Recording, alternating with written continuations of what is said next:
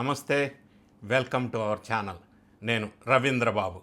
భారతదేశంలో ప్రతి రాష్ట్రం ఒకరికి మించి ఒకరు ఉచిత పథకాల మీద పోటీపడి అమలు చేస్తున్న ఈ తరుణంలో రీసెంట్గా 19 ఫిబ్రవరి 2026న సుప్రీంకోర్టు వాళ్ళు ఒక బాంబు పేల్చారు.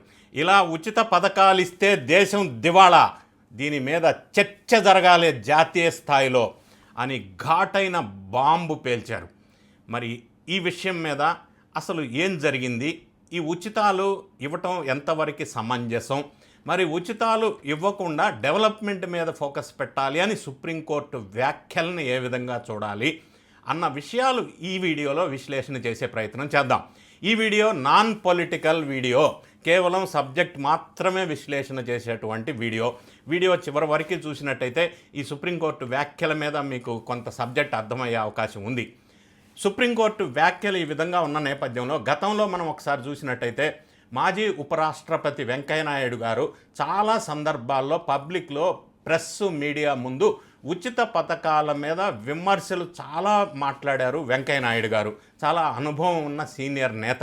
ఆయన చెబుతూ ఉచితాలు ఎవరు అడిగారని ఇస్తున్నారు, ఇలా ఇచ్చుకుంటూ పోతే ఏమైపోతుంది, విద్య, వైద్యం తప్ప వేరే ఏమి ఉచితాలు అవసరం లేదు అన్న వెంకయ్యనాయుడు గారి మాటల్ని నేను ప్రస్తావిస్తూ సుప్రీంకోర్టు వాళ్ళు 19 ఫిబ్రవరిలో చేసిన కామెంట్స్ ఒక్కసారి పరిశీలించినట్టయితే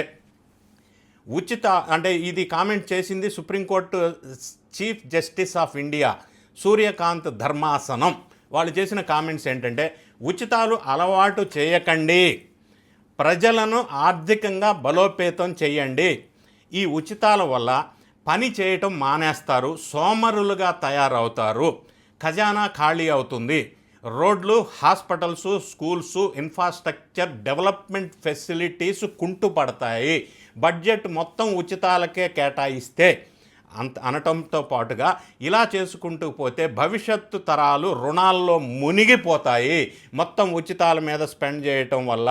అంతేకాకుండా ఈ ఉచితాలకి అలవాటు పడిపోతే ప్రజలు మొత్తం వర్క్ కల్చర్ అనేది స్పాయిల్ అయిపోతుంది, దానివల్ల సోమరులుగా తయారవుతారు అంటే ఈ మాటలన్నీ సుప్రీంకోర్టు ధర్మాసనం వ్యాఖ్యానించింది. ఈ సందర్భంలో నాకు గుర్తొచ్చిన ఒక సామెత చిన్నప్పుడు చెప్తారు, చేపలు పట్టి వండి తినిపించటం కాదు, చేపలు ఎలా పట్టాలో నేర్పాలి, అది సరి అయిన డెవలప్మెంట్ అని. అంటే ఉచితాలు ఇవ్వటం కంటే కూడా వాళ్ళకి సెల్ఫ్ సస్టైనబుల్ గ్రోత్ ఇవ్వాలి, వాళ్ళంతటా వాళ్ళు సంపాదించుకునే ఉపాధి, ఉద్యోగ అవకాశాలు కల్పించాలా. అంతే తప్ప ఉచితం ఇస్తాను ఫ్రీగా కూర్చొని తినటం అందరికీ అన్ని విధాల అనేది కరెక్ట్ కాదు అనేది ఈ సుప్రీంకోర్టు వ్యాఖ్యలు. దేశవ్యాప్తంగా ఈ ఎకనామిక్ సర్వే 25-26 ప్రకారంగా ఉచిత నగలు అంటే ఫ్రీ ట్రాన్స్ఫర్, నగదు బదిలీ పథకాలు కానీ, ఫ్రీ బీసెస్ కానీ దేశవ్యాప్తంగా 1.7 lakh crores రాష్ట్రాలు ఖర్చు పెడుతున్నాయి అనేది ఈ ఎకనామిక్ సర్వే 25-26 చెప్తా ఉంది. ఈ విధంగా ఉచితాలు ఇచ్చుకుంటూ పోవటం వల్ల ఈ కేసు ప్రధానంగా స్టార్ట్ అయింది తమిళనాడు రాష్ట్రానికి సంబంధించిన ఒక విషయంలో. తమిళనాడులో ఎలక్ట్రిక్ పవర్కి సంబంధించిన విద్యుత్ రిబేట్ సబ్సిడీ విషయంలో సుప్రీంకోర్టులో ఒక కేసు ఉంది. ఆ కేసు పరిశీలిస్తున్న సందర్భంలో తమిళనాడు రాష్ట్రానికి సంబంధించి ఈ ఎలక్ట్రిసిటీలో ఇంత సబ్సిడీ ఇస్తే రాష్ట్రానికి మంచిది కాదు, ఇది ఏ తీరుగా వెళ్తుంది అన్న సందర్భంలో సుప్రీంకోర్టు ధర్మాసనం వ్యాఖ్యానించింది. సో తమిళనాడు వ్యవహారం మనం ఒకసారి చూసినట్టయితే కేసు స్టార్ట్ అయింది ఆ విషయంలో. కాబట్టి 30,434 కోట్లు పవర్ సబ్సిడీ వాళ్ళు ప్రతిపాదించారు. అంటే ఈ విధంగా చేయకుండా డెవలప్మెంట్ మీద ఖర్చు పెట్టి ఉంటే ఈ అమౌంట్ మొత్తం కూడా వాళ్ళ వ్యాఖ్యల్లో మనకి అర్థమయ్యే భాషలో చెప్పవలసి వస్తే ఈ 30,343 కోట్లు పవర్ సబ్సిడీ ఇచ్చేదానికంటే ఈ అమౌంట్ని డెవలప్మెంట్ మీద ఖర్చు పెడితే 2,000 కిలోమీటర్స్ 4 లైన్ల హైవే, అంటే ఒక్కొక్క కిలోమీటర్ 15 కోట్లు national highway authority of India లెక్కల ప్రకారంగా ఈ లెక్క తీసుకున్నట్టయితే 2,000 కిలోమీటర్లు నేషనల్ హైవే, 4 లైన్ల హైవే నిర్మించవచ్చు. అంటే చెన్నై నుంచి కన్యాకుమారి వరకు రోడ్ వేయచ్చు ఈ సబ్సిడీ కనుక డెవలప్మెంట్ మీద డైవర్ట్ చేసి ఉంటే.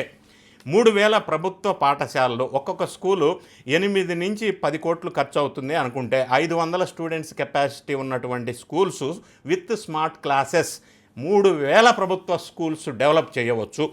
600 digital level district level hospitals, అంటే 50 నుంచి 100 బెడ్డెడ్ హాస్పిటల్స్, ఒక్కొక్కటి 50 కోట్లు NABH స్టాండర్డ్తో నిర్మిస్తే 600 డిస్ట్రిక్ట్ లెవెల్ హాస్పిటల్స్ ఈ అమౌంట్తో నిర్మించవచ్చు. ఈ విధంగా ఫ్రీ బీస్ అనేది ఇచ్చుకుంటా పోవటం వల్ల, డబ్బు ఉన్నవాడికి లేనివాడికి ఈ విధంగా అలవాటు చేయటం వల్ల ఆర్టికల్ 14కి వ్యతిరేకం అని చెప్పి సుప్రీంకోర్టు వ్యాఖ్యానించింది. ఇప్పుడు మనం ఈ ఉచిత పథకాలు ఫర్ ఎగ్జాంపుల్ కొన్ని రాష్ట్రాల్లో ఏ విధంగా ఇస్తున్నారు, దాన్ని డెవలప్మెంట్ వైపు మళ్ళించి ఉంటే ఏ విధంగా ఉంటుండే అన్న విషయాన్ని కొన్ని ఎగ్జాంపుల్స్ నేను తీసుకుంటా. ఫర్ ఎగ్జాంపుల్ ఢిల్లీ కనుక తీసుకున్నట్టయితే 20 యూనిట్ల వరకు ఉచిత విద్యుత్తు ప్లస్ మహిళలకి ఫ్రీ బస్. ఒక ఢిల్లీ నేను ఎగ్జాంపుల్ తీసుకుంటే అంటే 10,000 కోట్లు సంవత్సరానికి ఖర్చు అవుతుంది ఈ పథకాల వల్ల. అదే డెవలప్మెంట్ వైపు ఈ పథకాలు అమౌంట్ ఇన్వెస్ట్మెంట్ చేసి ఉంటే 500 కిలోమీటర్ల హైవే డెవలప్ చేయొచ్చు, 1000 గవర్నమెంట్ స్కూల్స్ ఎస్టాబ్లిష్ చేయొచ్చు. ఇక రెండోది నేను ఎగ్జాంపుల్ తీసుకుంటాను, పంజాబ్లో రైతులకు ఉచిత విద్యుత్తు, మరి మిగతా సబ్సిడరీస్ అన్నీ కూడా ఉన్నాయి. దానివల్ల 20,000 కోట్లు సంవత్సరానికి వాళ్ళు ఖర్చు పెడతా ఉన్నారు. ఆ విధంగా ఈ అమౌంట్ని డెవలప్మెంట్కి డైవర్ట్ చేస్తే పంజాబ్లో గ్రౌండ్ వాటర్ డిక్లరేషన్ ప్లస్ 20 లక్షల 2 లక్షల ఉద్యోగాల అవకాశాలు కల్పించడానికి అవకాశం ఉంది.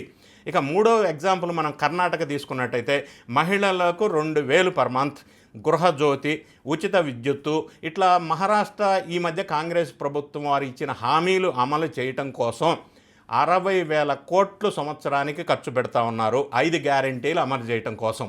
సో దాన్ని డెవలప్మెంట్ వైపు కనుక మళ్ళించి ఉంటే ఫిజికల్ డెఫిసిట్ లేకుండా ఉండేది స్టేట్ కర్ణాటక, ఇన్ఫ్రాస్ట్రక్చర్ డెవలప్మెంట్ అయ్యి ఉండేది, మరి ప్రాజెక్ట్స్ ఇరిగేషన్ ప్రాజెక్ట్స్ కుంటు పడకుండా ఉండేవి కదా అనేది ఒక ఎగ్జాంపుల్. ఇక మహారాష్ట్ర తీసుకున్నట్టయితే మహిళలకు క్యాష్ ట్రాన్స్ఫర్, మరి లడకి బహిన్ అనే పథకం ద్వారా అంటే సుమారుగా 1.5 lakh crores, దీనివల్ల డెవలప్మెంట్ ఆగిపోతుంది, బడ్జెట్ డెఫిసిట్లోకి వెళ్తుంది.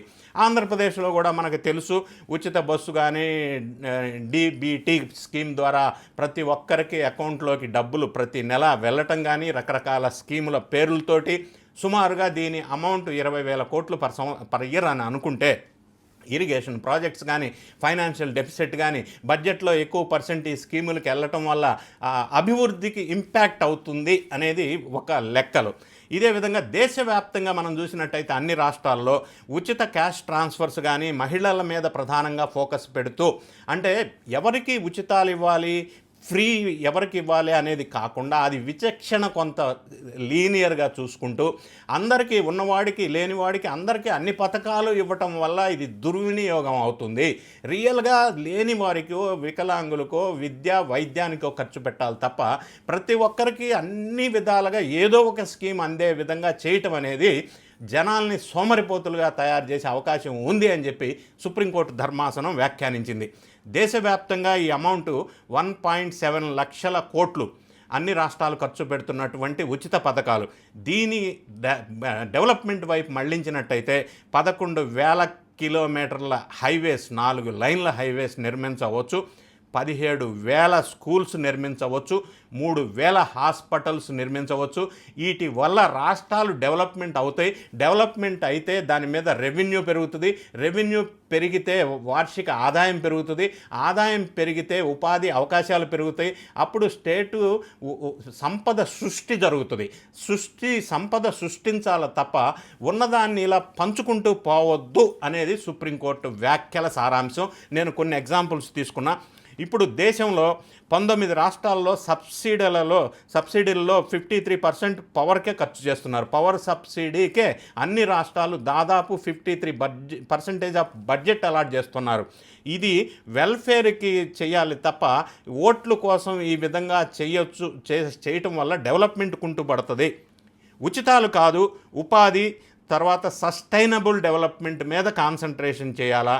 టార్గెటెడ్ సబ్సిడరీస్ అంటే ఇందాక ముందు నేను ప్రస్తావించినట్టుగా ఎవరైతే రియల్లీ నీడెడ్ ఉన్నారో, పేదలు ఉన్నారో వాళ్ళకి మాత్రమే అందాలి. బడ్జెట్లో జస్టిఫికేషన్ ఉండాలా. ప్రతి ఒక్కరికి ఏదో ఒక పథకం పేరుతో ఉచితాలు ఇవ్వటం వల్ల కుంటుపడుతుంది అభివృద్ధి అనేది సుప్రీంకోర్టు వ్యాఖ్యలు. ఈ విధంగా సుప్రీంకోర్టు వాళ్ళు కేంద్ర ప్రభుత్వానికి నోటీసులు జారీ చేశారు. తదుపరి విచారణ వాయిదా వేశారు. ఈ కేంద్ర ప్రభుత్వం వాళ్ళు దీని మీద చర్చ జరిపి ఈ ట్రెండ్స్ పైన ఒక ఉచితాల మీద ఒక పాలసీ, ఒక గైడ్ లైన్స్ ఇవ్వాలి, వివరణ ఇవ్వాలి అని చెప్పి సుప్రీంకోర్టు ధర్మాసనం కేంద్రానికి సూచించింది 19 ఫిబ్రవరి 2026 నాడు. ఈ బ్యాక్గ్రౌండ్ నేపథ్యంలో, ఈ సుప్రీంకోర్టు ఘాటైన వ్యాఖ్యల నేపథ్యంలో వివిధ రకాల రాష్ట్రాలు ఉచితాలని భారీగా పోటీ పడిస్తున్న ఈ తరుణంలో కేంద్ర ప్రభుత్వం వారు సుప్రీంకోర్టు గైడ్ లైన్స్ ప్రకారం దీని మీద ఏమన్నా పాలసీ తీసుకొస్తారా, మరి వివరణ ఇస్తారా, ఏ విధంగా దీన్ని ముందుకు తీసుకెళ్తారు, దీన్ని కట్టడి చేసే విధంగా ఏ విధంగా ముందుకెళ్తారు అనే ఎక్స్పర్ట్స్ ఒపీనియన్ తీసుకొని ఏం డెసిషన్ తీసుకుంటారు అనేది మనం వెయిట్ చేయాలా. ఉచితాలు బంద్ చేస్తారని నేను అనటం లేదు. ఒకసారి అలవాటైనాక బంద్ చేయడం కూడా పెద్ద ఛాలెంజే. కాకపోతే అది రియల్గా ఎవరికి చెందాలి అనే దాని మీద స్పెషల్గా ఫోకస్ పెట్టాల్సిన అవసరం అయితే ఖచ్చితంగా ఉంది. కేంద్ర ప్రభుత్వం వారు ఏం వివరణ గైడ్ లైన్స్ ఇస్తారనేది మనం వేచి చూడాలి. వీడియో నచ్చినట్టయితే లైక్ చేయండి, మీ ఫ్రెండ్స్కి షేర్ చేయండి. Thank you so much for